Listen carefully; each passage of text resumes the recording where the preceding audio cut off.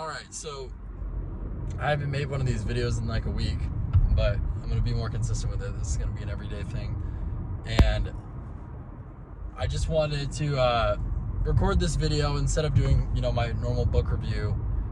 I wanted to talk about something that me and my roommate Eddie discussed last night that I think is really huge, and I wanted to share with you guys. A lot of people that go into business don't realize what the word sacrifice means. And this point was brought up to me by Eddie, because even though I'm working hard and doing what I need to be doing, my ambitions of being a billionaire is a completely different league of work ethic than people that are trying to get rich and become financially independent. It's not even a comparable league. So Eddie had mentioned this to me the other day, and he's like, hey, you say you want to be a billionaire, and he asked me why and everything, and I was like, I want to help people that can't help themselves. And he's like, well, I'm gonna be honest with you, man, I don't see that kind of work ethic from you. As of now, I feel like, me and Jackson are outworking you, and you say you want to become a billionaire, you should make us look like fools in comparison to you. And I was like, yeah, that's true. And he's like, okay, well, let's identify a couple problems here, right? Everyone's got their own reasons for why they slip up on things. And this is a point I mentioned when I was reading Atomic Habits. Everyone's got a reason for what they slip up on. And he kind of mentioned to me something that has been working for him was, if you want to take this seriously and you say you want to become a billionaire, it should be make money or die. This should be all you think about all the time. So anything else in your life that's not making you money is a distraction, and it's not necessary. So, for me, the hardest thing was I'm a very avid piano player, and it was even a point that was mentioned that, hey, there's a lot of times where, you could be dialing, and you're going upstairs and playing piano in the middle of dial time in the day. It's like a break. Or there's times you could be dialing and you're getting fast food when you shouldn't be. And I want to be as transparent as possible on this YouTube channel. I was having issues the last few weeks with just going out and wasting money on fast food, even though I say I work all the time to get lead spend. So it's just wasted money flushed down the toilet when we have food at home. It may not be the greatest food, but the whole reason we buy that food in bulk is to save money. So, me just buying stuff to be an idiot at fast food restaurants is just flushing money down the toilet, and it defeats the whole purpose. So, like I said, me and Eddie talked about this, and I'm going to link his channel in the description of this if you want to go check out his video. He pumps out some really, really good stuff where he goes more into depth on this topic. But I just wanted to give my perspective on this, and what I took away and what I can say to you guys, right, of what I'm learning from it, because I'm learning just as much as everyone else on here. I'm not going to sit here and act like I know everything when I don't, but I do think I can provide some value. So there was 3 really big things that were holding me back. One of which was the fast food problem, going out and getting fast food, which that's just a discipline thing where I just have to keep saying no till it gets easier, because I had a period for the last 2 years where I wasn't eating any fast food, I just wouldn't eat it at all. And then I kind of got sucked into it. And it's funny because I always preached about I couldn't eat fast food because it makes me throw up, blah blah blah, and it's because I wasn't used to eating it anymore. And then when I got used to eating it again, it was easy for me to consume it all the time, and I just kind of got trapped in that loophole. So what I did was I wrote everything on my board. I'm probably going to upload this tomorrow, so I'll edit in a picture of what my board looks like, and I encourage you guys to do this as well, whether it's in a notebook, in your notes app, in your phone, on a whiteboard, whatever works for you. And if you want to take business seriously and become successful, and you want to take that seriously, I advise that you sit down and you take a good look at yourself in the mirror, and you be completely honest with yourself. Put down the ego, put down the arrogance, put down thinking you're doing enough. If you're not where you want to be, the chances are you're probably not working as hard as you could be working, right? So for me, I wrote down eating fast food too much, or shouldn't even be eating it at all. I was going in the app store and downloading games on my phone, and I would go through the cycle of download games, play them, delete them, and it would just waste a bunch of time over and over again. Playing the piano when I shouldn't be, and obviously scrolling. I've had a couple videos do pretty well on my channel recently. One has almost like 1,000 views. So it got me really hooked into looking at YouTube analytics. So that was something else I mentioned. I shouldn't be looking at analytics as much. And a point that I had, brought it up to ChatGPT, a point it made was you shouldn't be focused on the outcome. You should be focused on the output. You should be focused on the input. So instead of tracking how many views you're getting, track you're uploading every single day. Track, you're pushing out a piece of content every single day, or, whatever it is. But like it was saying, that's way more important to be consistent with uploading than it is to focus on your numbers, because your numbers are your numbers and they're just going to go the way they want to go. You have no control over it, and it's not something worth obsessing over, because then that can become so obsessive that I'm like losing steam on life insurance. And ultimately that's going to be my vessel to make me money, so that should be my number one focus. Let's get off the road in a second, I'm just looking. So I talked through ChatGPT and I established a bunch of courses of action to fix everything. So one, for downloading apps, there's actually a setting, I didn't know this, but there's a setting on the App Store where if you go to your settings, you can block yourself from downloading apps on your phone. So it won't let me download anything, and you have to like put a passcode in the settings, like deep into the settings to undo it. So that'll stop me from downloading games, because I literally can't.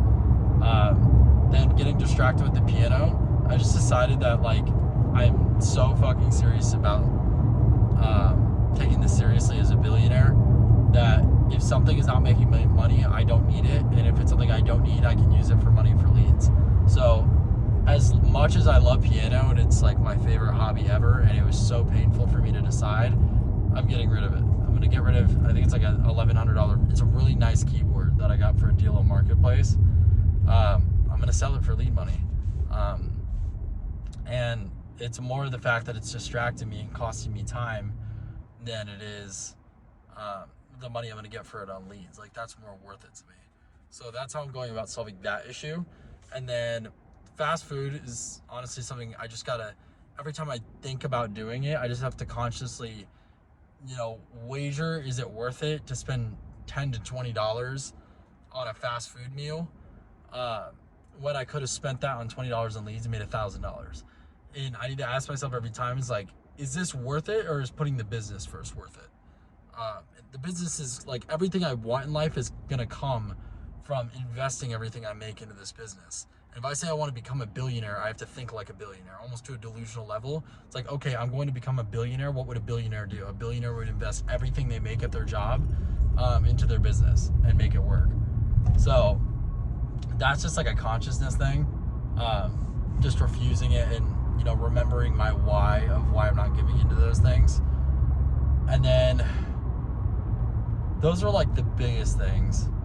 But I guess the message I kind of wanted to preach on here is it's not like I wasn't doing what I was supposed to be doing. Like I was getting dials in every day.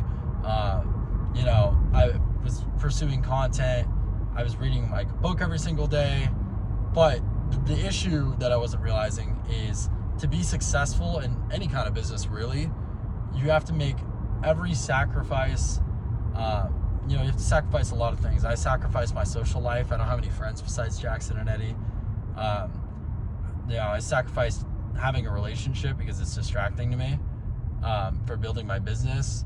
I barely talk to my family. I don't go out and hang out with anybody. I'm selling like pretty much all of my stuff in my room for lead spend. I'm working my ass off for lead spend. Like my entire life is just circulated around it. And I don't feel like until you really put yourself in the position like this, that you understand what people say that are super successful when they say they had to sacrifice like everything they cared about when they were little. Or not when they were little, but like when they were starting out in business. And the amount of sacrifice you have to make is so real. And it's not for show to say that or to have a cool story. It's just the truth. The difference between people that become successful entrepreneurs and people that are stuck working 9 to 5s for the rest of their lives, well, the successful entrepreneurs are like the less than 1% of people that were willing to make those sacrifices and work so hard and fail over and over and over again until the fruits of their labor finally came into fruition. And that's what I've noticed recently is like, I've been telling myself I've been working, so that's good. But then, I had this talk with Eddie about like what he's been doing recently, and I was like, you know what, I'm probably not even working half as much as I need to be. And my mentor told me this too, which was like a really big point I kept to myself. He's told me two really big things that stick with me. One is comparison is the thief of joy. Don't compare yourself to people that are succeeding. You'll get there eventually. Everyone's got their own path. And then the second thing was you need to take this business in a stance of, if you are not working your job, you are dialing. That is it. It's as plain and simple as that. There's no like going and running errands unless it's like necessary. Like I had to get my car fixed the other day. But those are honestly very rare cases. Anything that's not absolutely necessary to do, don't make it a necessary thing to do. And what I mean by that is like something that you know isn't necessary, you're convincing in your mind that like, oh, let me go do that so I don't have to do work. Even though like you don't want to admit that to yourself. Like that's the reason. This is a lot of rambling, but I just wanted to, I want to look back on this in 5 to 10 years when I know I'm going to be super successful, and kind of look into my head of how I was thinking as I was coming up on everything. And I don't know, like it'd be cool to think just, I know a lot of people don't watch this, but maybe someone out there watches this and gets some value from it. Or, it speaks to them in the way that they needed to hear that kind of information. Like, you know what, I've been working on my business, or I've been working on whatever I need to work on, whether it's like college, a business, getting promoted, a job, whatever, and I'm not putting as much effort in as I need to be. In the entrepreneurship space, doing just enough isn't enough.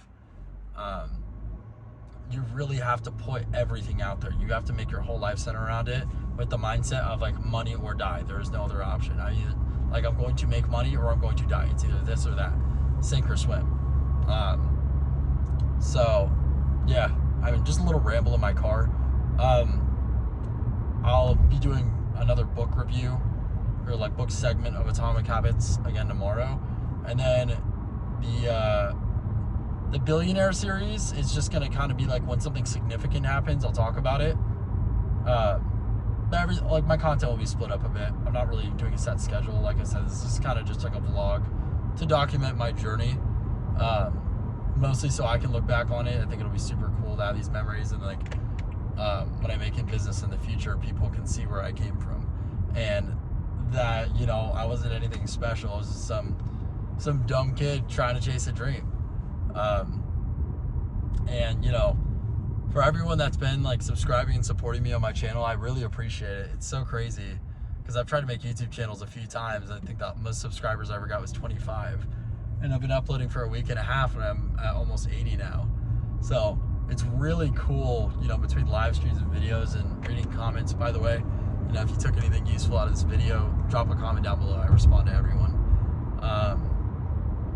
It's just cool to see that people take value away from this, and speaking about what I'm learning helps others.